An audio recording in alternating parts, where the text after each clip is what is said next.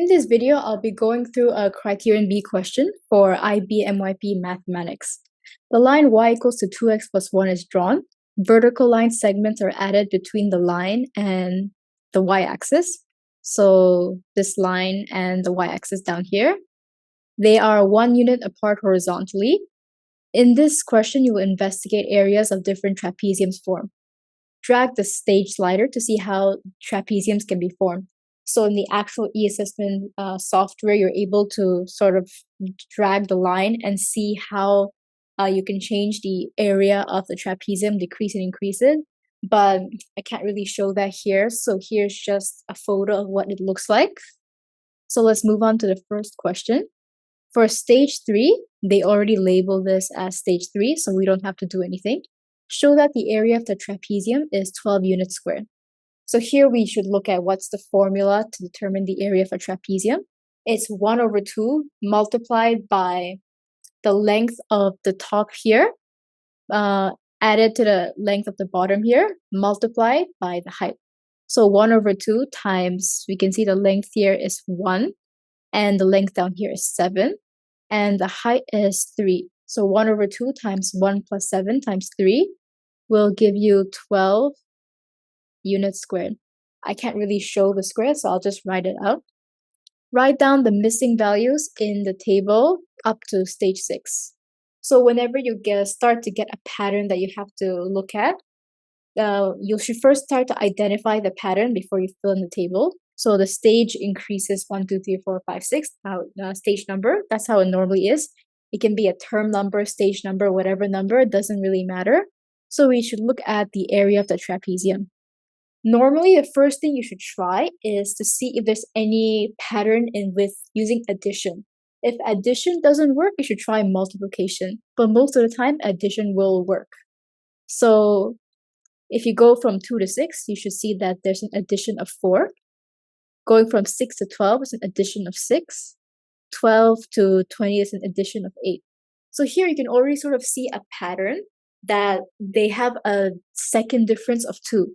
So from 4 to 6, we have a difference of 2. 6 to 8, we have a difference of 2. So the moment you identify this, you can determine the values for stage number 5 and stage number 6. Because 8 plus 2 is 10. So you know from 20 to the next number, it should increase by 10.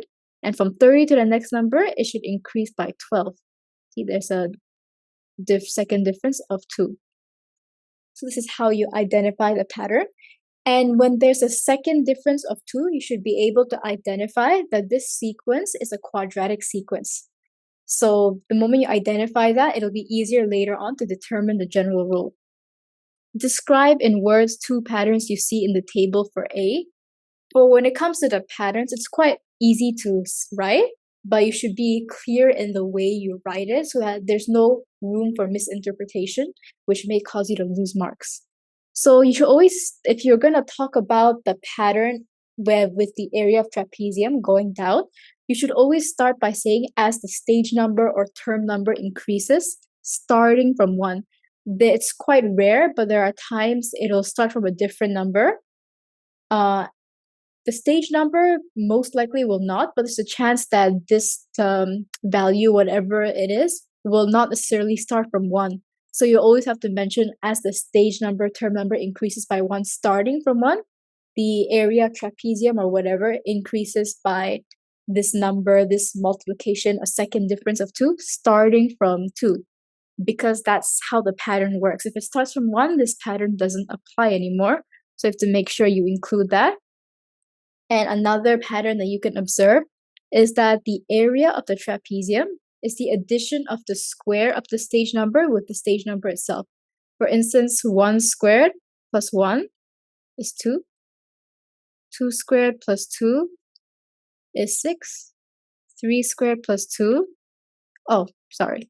3 squared plus 3 is 12, and so on. Moving on to the next question, write down a general rule for A in terms of n. So you already identify that it's a quadratic sequence, so it'll be quite easy to write down the general rule. But for me, I like to write it in a way that helps make the rule easier for me to identify. So let's just write the stage number up here, 3, 4, and the values of the area of the trapezium, 2, 6, 12, and 20.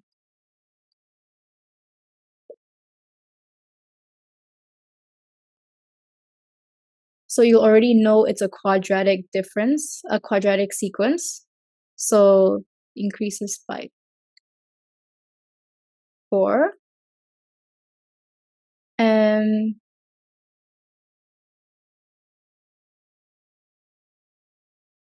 increases by 6, increases by 8, increases by 2, and increases by 2. So there's a systematic way to determine the general rule for a quadratic sequence. This only applies if you have a second difference of a singular number.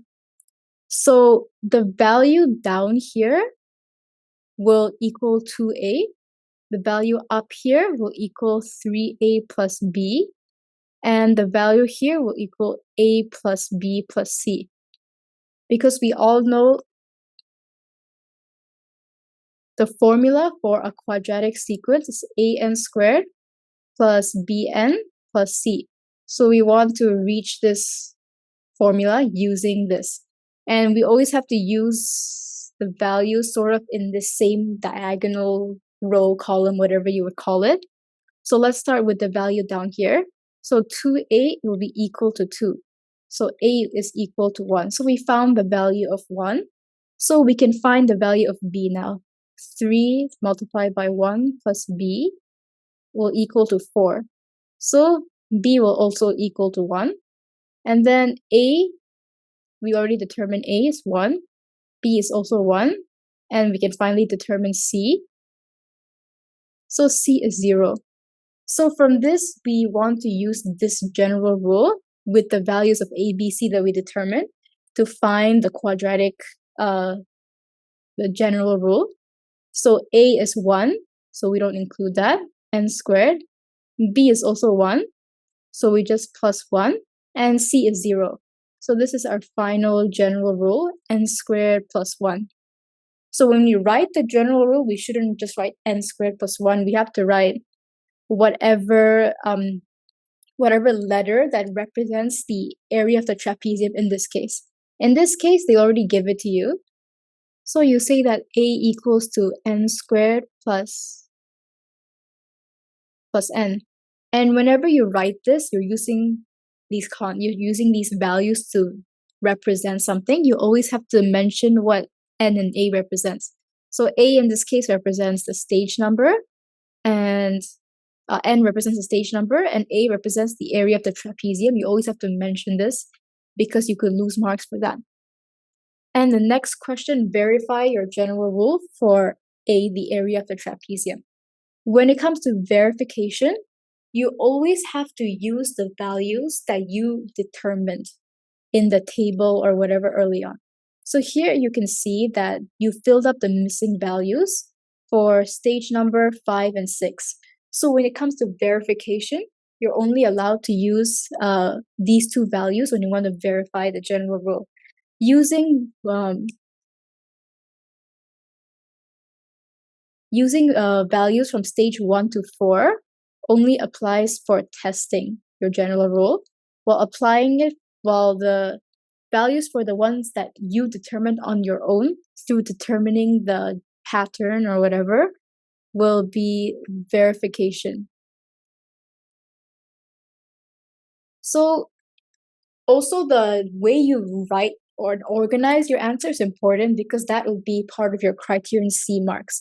The general rule, the actual calculation will be criterion B, but people tend to lose marks in criterion C because they just don't write it out. So it's sort of like losing free marks. So it's good to have a systematic way of organizing your answer. The way I like to write it is I write by extending the table for the stage number and the area of the trapezium. I mentioned specifically what I extend because at times you're dealing with values that are, you're dealing with more than two different values. So you should specify this. So by extending it, I determine that when the stage number is 5, the area of the trapezium is 30. which also means that when n is equal to 5, a is 30. So I use the general rule n squared plus n to determine the area using the general rule.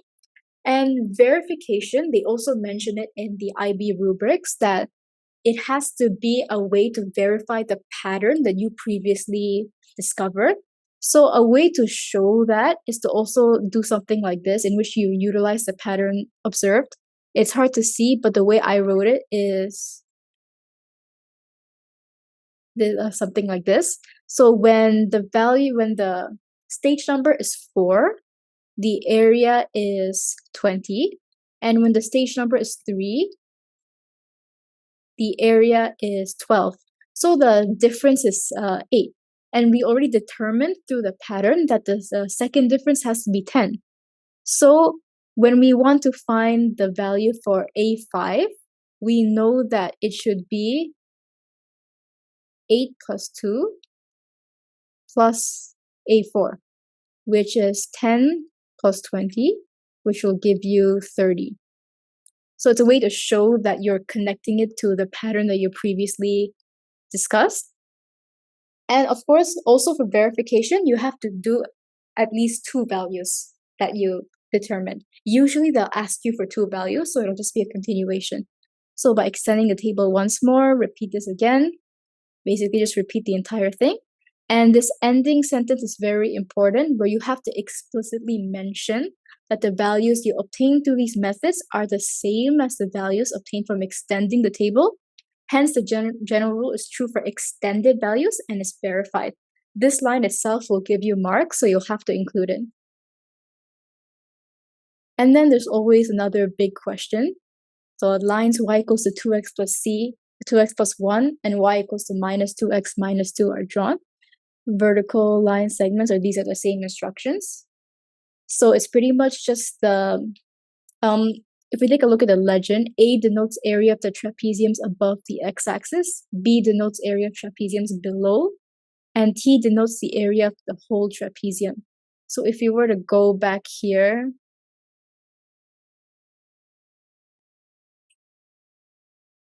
sort of A is the area up here, and the trapezium actually, it's shown in the e-assessment software. I just didn't manage to include it here, but it actually continues down here.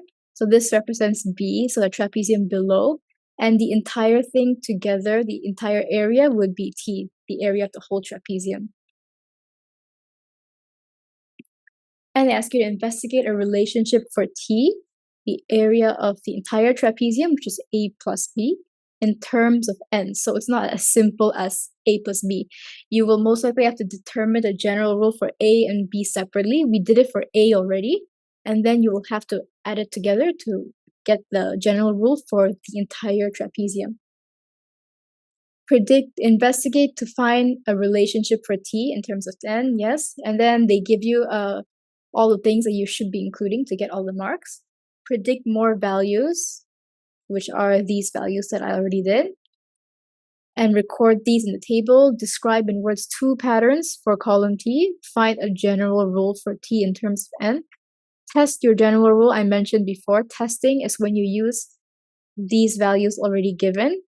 You test with these values, and you verify with these values. When it comes to verification, you don't have to use everything. You have to use only 2. Using 3 will not grant you any extra marks, so it'll just be a waste of time. Prove or verify and justify your general rule. Justification is when you use an alternative method besides your actual general rule to confirm your general rule. And ensure that you communicate all your working appropriately. This is part of Criterion C, the way you organize and write all your answers. So pattern, as the stage number increases by 1, starting from 1, the area of the whole trapezium increases by a second difference of 4, starting from 5. So if you were to look at this, we can see that as the stage number increases, this also increases by 9 here, 13, and 17. And you can see 9 to 13 is an increase in 4, 4, So here we get a second difference of 4. And general rule, let's do the same thing that we did previously for quadratic sequence. So we have the stage number 1, 2, 3, 4. The area of the trapezium 5, 14, 27, 44. 9, 13, 14, 17, and then 4, 4. So we take these values and let's get this form again. So 2a would equal to 4, a is equal to 2, 3 times 2 plus b equals to 9. So b would equal to 3. And then a plus b plus c will equal to 5. So c will equal to 0. So according to this, the general rule would be 2n squared plus 3n.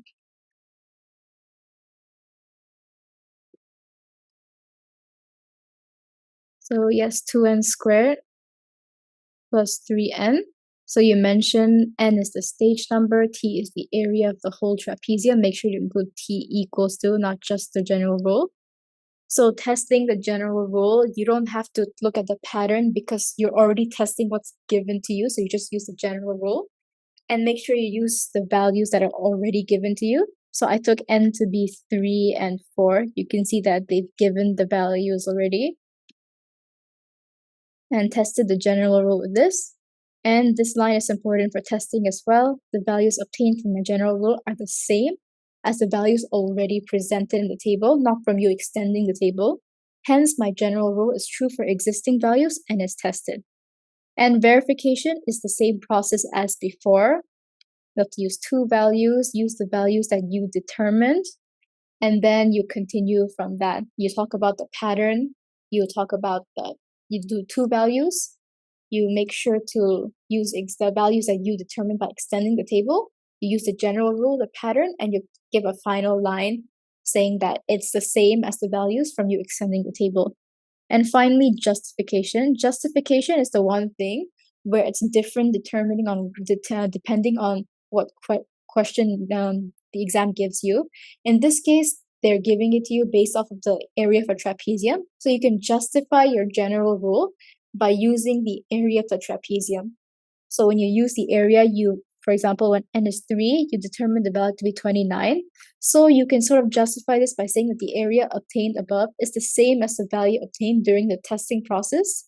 So the general rule is justified. So it has to be any way except using the general rule because you want to verify whether what you do through the general rule is correct or not. And one more thing, I also just realized that they're asking for two patterns here. So you have to keep track of that. I didn't include it, but there has to be two of these. And mostly this is a quadratic sequence. From when I did the assessment, quadratic was the most common sequence that they give you. So the common sequences that they could normally give you is linear, quadratic. They could give you cubic as well as geometric. Linear is quite straightforward. It's just increasing by the same amount. So the way you do it is, for example, 2, 4, 6, 8 is increasing by 2. So you take this value and you put n in front, in which n is the term number. And then from 2n, how will you get to? You have to figure out from 2n, how do you get to the first value? So in this case, it's the first value, so n would equal to 1. So it's already equal to each other, so there's no need to do anything more. So this would be the general rule in this situation. Quadratic, I've already explained it. Cubic is a bit different, but it's similar to quadratic. For instance, 4, 14, 40, and 88, for example. So this increases by 10. This increases by 26. This by 48. So this increases by 16. and 22. And this increases by 6. We'll need another value, 164. So this is 76. 48 to 76, there's a difference of 28. And here is 6. So this is the first difference, which is if it's the same, becomes linear. This is the second difference, in which if it's the same, it becomes quadratic. And this is the third difference, in which if it's the same, it becomes cubic. So the concept is similar to what was done before. We take one entire row here, and we use different formulas. So here we use 6a, here we use 12a plus 2b, here we use 7a plus 3b plus c, here we use a plus b plus c plus d. So the formula would be an cubed plus bn squared plus cn plus d. This is what you're trying to determine. So let's start with 6a. 6a equals to 6, so a is equal to 1.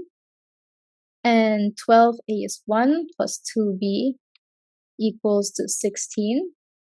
So 2b equals to 4, b is equal to 2.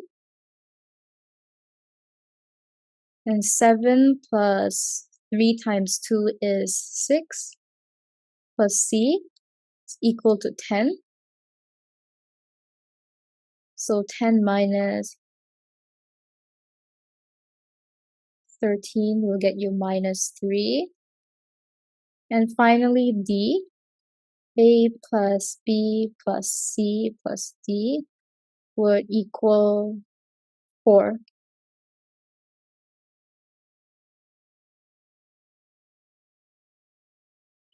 So 1 minus 1 plus d equals to 4. So d is basically equal to 4. And so we have a is 1, b is 2, c is minus 3, d is 4. Our general rule would become n cubed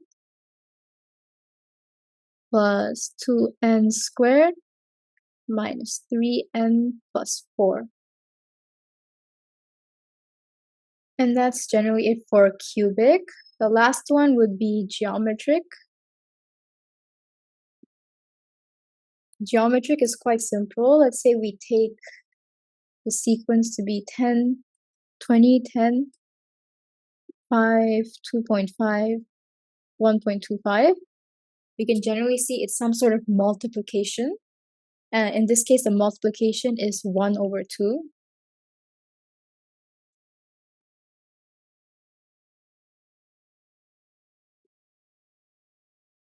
For a geometric sequence, what you do, you take the first value, here it's 20.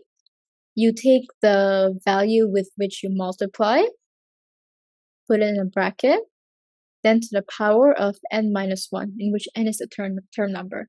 This is the general rule that you will get for a quadratic, so it's quite simple. To my knowledge, these are the common sequences that you can generally get in Criterion B. So you should be fine if you know these 4 sequences and how to get the general rule for them. It's also good to be able to practice so you can quickly identify which sequence it is. You should always try addition first because most of the time it's quadratic and sometimes it could be geometric. It depends on the question. And that would be it for Mathematics Criterion B. Thank you for watching.